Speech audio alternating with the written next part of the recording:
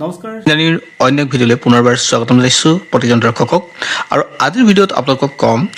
অহা 14 মাৰ্চ অৰ্থাৎ 29 ফাগুনত হ'বলৈ গৈ আছে বছৰৰ প্ৰথমটো পূৰ্ণগ্ৰাস চন্দ্ৰগ্ৰহণ হোলীৰ দিনাই হ'ব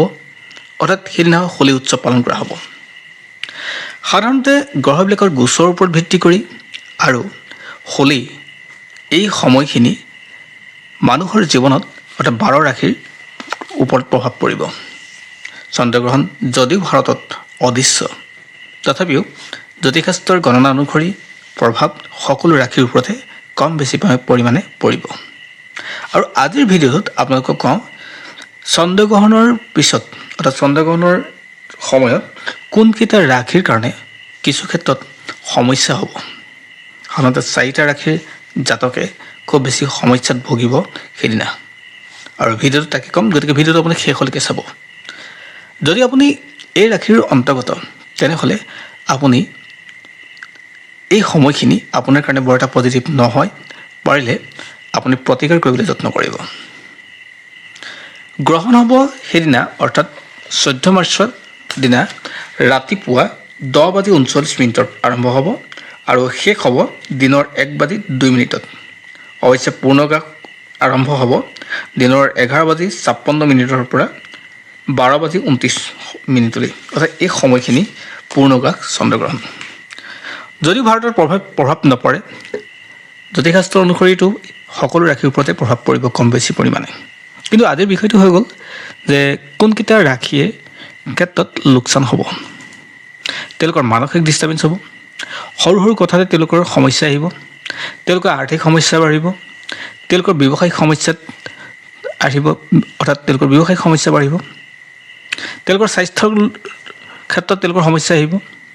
যিসকলে পঢ়া শুনা কৰিছে ছাত্ৰ ছাত্ৰীসকলৰ ক্ষেত্ৰত মনোনিৱেশ কৰিবলৈ দিগদাৰ হ'ব যিসকলে খেল ধেমালি কৰি আছে তেওঁলোকৰ ক্ষেত্ৰত কষ্ট বেছি হ'ব তেওঁলোকৰ সফলতা কম হ'ব অৰ্থাৎ এনে বহু কাৰণ সৃষ্টি হ'ব তেওঁলোকৰ ক্ষেত্ৰত যদি এই সময়খিনি প্ৰতিকাৰ নকৰে তেনেহ'লে তেওঁলোকে সমস্যাত ভুগিব লাগিব এতিয়া কওঁ কোনকেইটা ৰাশি প্ৰথম ৰাশিটো যদি কওঁ তেনেহ'লে মেঘ ৰাশি যদি আপুনি মেঘ ৰাশিৰ ব্যক্তি হয় তেনেহ'লে এই সময়খিনি আপোনাৰ কাৰণে বৰ এটা পজিটিভ নহয় মেঘ ৰাশিৰ ব্যক্তিসকলৰ ক্ষেত্ৰত দিগদাৰ হ'ব তাৰপিছত আহিব তুলা ৰাশিৰ ব্যক্তিসকলৰ ক্ষেত্ৰত যিসকলে তুলা ৰাশি তেওঁলোকৰ ক্ষেত্ৰত দিগদাৰ হ'ব যিসকলৰ মীন ৰাশি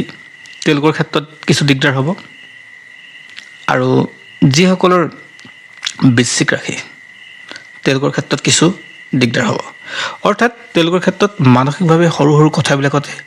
সিদ্ধান্ত ল'বলৈ দিগদাৰ হ'ব তেওঁলোকৰ সম্বন্ধবিলাকত সমস্যা আহিব আৰু পূৰ্বতে কোৱাৰ দৰে তেওঁলোকৰ আৰ্থিক সমস্যা ব্যৱসায়িক সমস্যা তেওঁলোকৰ শিক্ষাৰ সমস্যা যাত্ৰা বাৰে বাৰে বিফল হ'ব অৰ্থাৎ ক'ৰবাত গৈছে ফুৰা হওক তেওঁলোকৰ বাৰে বাৰে পিছুৱাবলগীয়া হ'ব পাৰে বা তেওঁলোকে যাত্ৰা কৰাৰ পিছত সমস্যাৰ সন্মুখীন হ'ব পাৰে তেনে বহু ধৰণৰ সমস্যা তেওঁলোকৰ ক্ষেত্ৰত আহিব আৰু সেয়েহে সেই ব্যক্তিসকলে অহা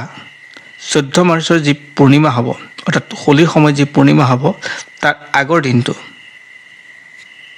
এটা কথা মন কৰিব যে মাতৃ সেৱা কৰিবলৈ তেওঁলোকৰ নিজৰ নিজৰ মাতৃসকলক যিমান পাৰে তেওঁলোকক বগা ৰঙৰ বস্তু দি তেওঁলোকৰ পৰা আশীৰ্বাদ যদি ল'ব পাৰে বগা ৰঙৰ বস্তু বুলি ক'লে কাপোৰ হ'ব পাৰে চেনি হ'ব পাৰে চাউল হ'ব পাৰে দৈ হ'ব পাৰে গাখীৰ হ'ব পাৰে এনেকুৱা বিভিন্ন ধৰণৰ বগা ৰঙৰ বস্তু আছে সেই দ্ৰব্য দি নিজৰ মাতৃক নতুবা মাতৃৰ সমপৰ্যায়ৰ কোনো দৰিদ্ৰ মহিলাক দান কৰিব পাৰিলে বা মাতৃক যদি উপহাৰ দিব পাৰে তো তেতিয়াহ'লে তেওঁলোকৰ ক্ষেত্ৰত বহু সমস্যা খাম কাটিব সেয়েহে মই উল্লেখ কৰা যিকেইটা ৰাশিৰ কথা ক'লোঁ সেই প্ৰত্যেকজন ৰাশিৰ ব্যক্তিয়ে এই কামকেইটা কৰিলে তেওঁলোকৰ ক্ষেত্ৰত চন্দ্ৰগ্ৰহণৰ পিছত হ'বলগীয়া যি সমস্যা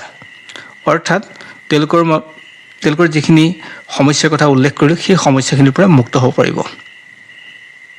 ধন্যবাদ পুনৰ এই ভিডিঅ'ত আপোনাক সকলোকে লগ পাম আজিলৈ সামৰিছোঁ